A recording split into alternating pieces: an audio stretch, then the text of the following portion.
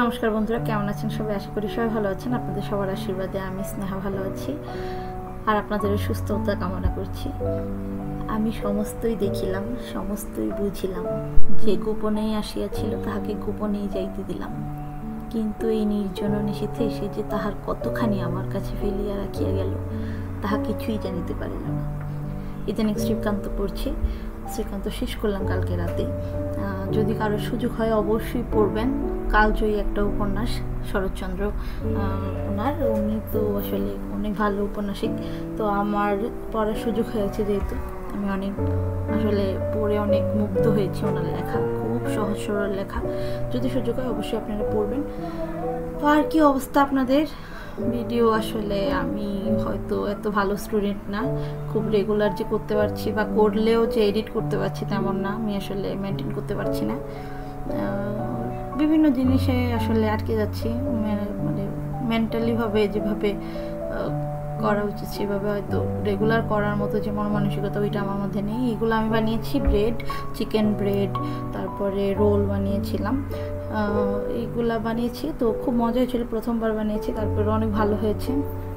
অনেক গরম, আপনাদের ওইখানে কেমন গরম জানাবেন। যদিও বৃষ্টি হচ্ছে খুব, তারপরেও গরম আছে।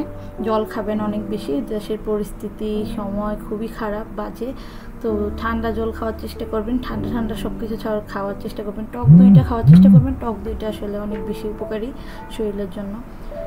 তো রান্না করছিলাম হচ্ছে শোল মাছ। শোল মাছটায় না আমার মশলাটা ভিতরে ঢুকে না, যেহেতু আমি একটু ছোট ছোট করে কেটে আলু দিয়ে ভুনা করছিলাম।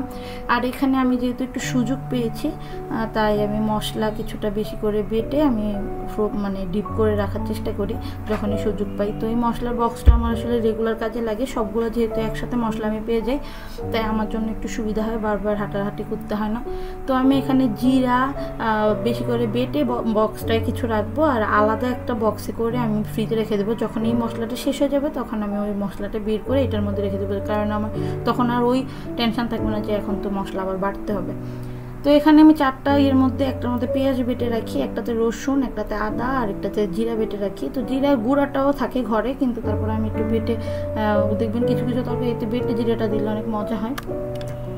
তো এই তো এগুলো করছিলাম, যেহেতু সুযোগ পেয়েছি। এই যে আলাদা জিরাটা একটু বেশি হয়েছে, ওই আলাদা বক্সে রেখে দিয়েছি। আর তো এগুলো তো দুপুরে রান্না করা ছিল, কিন্তু রাতে একটু বৃষ্টি হয়েছে, তো আমারও আসলে আর রাতে মাছ খেতে ইচ্ছে করছিল না। তো রাতের বেলা স্যার বললো যে একটু পাঁঠার মাংস ছিল ঘরে, তো ভাবলাম একটু রান্না করে ফেলি অল্প একটু। কিন্তু আমার হাতটা না পেঁয়াজ কাটতে গিয়ে কেটে গিয়েছে। তো তারপরে আমি সব রেডি করে দিয়েছি, স্যারকে বলেছিলাম স্যার আমি একটু মশলাটা মাখিয়ে দাও। যদিও আমি কষিয়ে রান্না করি, কিন্তু যেহেতু আমার হাতটা কেটে গিয়েছে আর মানে এত ধৈর্য ছিল না, রাত হয়ে গেছে, 8:30 বেজে গিয়েছিলো। তো তখন স্যারকে বললাম স্যার তুমি একটু মেখে দাও। তো আমি একটু সরিষার তেলও দিচ্ছিলাম, স্যার মেখে দিচ্ছিল মশলাটা, মাংসটাতে ভালো করে ম্যারিনেট করে দিচ্ছিল আর কি।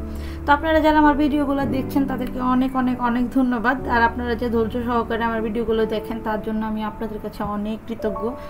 আপনারা আমার জন্য আশীর্বাদ করবেন, আর অবশ্যই আমার ভিডিওগুলো যদি ভালো লাগে তাহলে পেজটাকে ফলো করে দিবেন, সবার সাথে শেয়ার করবেন, তাহলে আমার পেজটা খুব তাড়াতাড়ি গ্রো আপ হয়ে যাবে। যদিও আমি এত রেগুলার না, কিন্তু যদি আপনারা আমার সাথে থাকেন তাহলে আমি রেগুলার হওয়ার চেষ্টা করব। এখানে মাংসের সাথে আমি একটু পোলাও রান্না করেছি। পোলাওটা গাজর ছিল ঘরে, তো আমি একটু গাজর কেটে দিয়েছি। ভালোই লাগে, একটু কালারটা একটু সুন্দর হয় আর কি। গাজরে যদিও টেস্টে তো হেল্পফেল করে না, কিন্তু কালারটা অনেক সুন্দর হয়, তাই আমি গাজরটা কেটে দিয়েছি।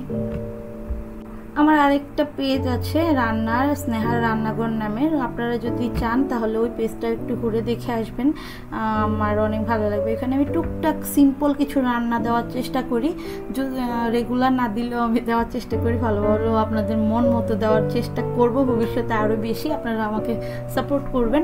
তো এই তো খাওয়া দাওয়া শেষ করে আমি, এটা হচ্ছে একটা কুশি কাটার ব্লাউজের হাতা, আমি নতুন শিখছি, আমার মা শিখিয়ে দিয়েছে, আমি বড় বৌদি শিখিয়ে দিয়েছে। তো আমি এটা একটা শেষ করেছি, আর একটা হাতা এখনো আছে।